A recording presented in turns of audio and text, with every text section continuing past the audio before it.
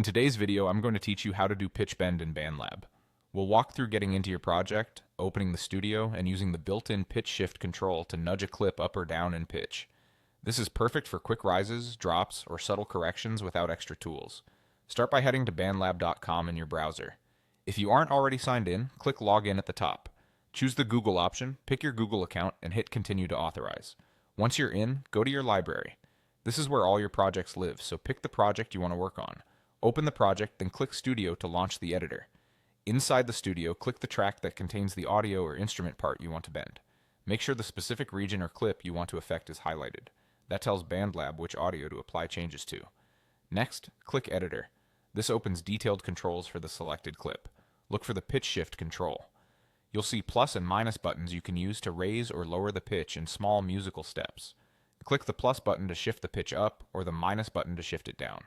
Each increment typically represents a semitone, so 12 steps equals 1 octave. For a natural sounding bend, try moving 1 to 2 semitones at a time and listen closely. If you need something more dramatic, go further, but be aware that extreme shifts can introduce artifacts, especially on complex or layered audio.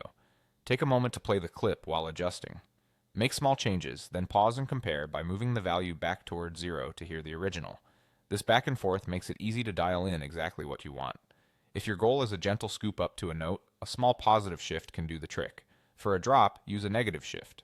On vocals or monophonic instruments, subtle moves tend to sound most natural. On full mixes or chords, keep shifts conservative to maintain clarity. If you like what you're hearing, repeat the same process on other clips within the track, or select a different track and use the editor's pitch shift there as well. This approach is non-destructive in the editor, so you can always return to the control and adjust the amount later as your arrangement evolves. And that's it. You've logged in, opened your project in Studio, selected the right track, and used the editor's pitch shift to create clean, controlled pitch bends right inside BandLab.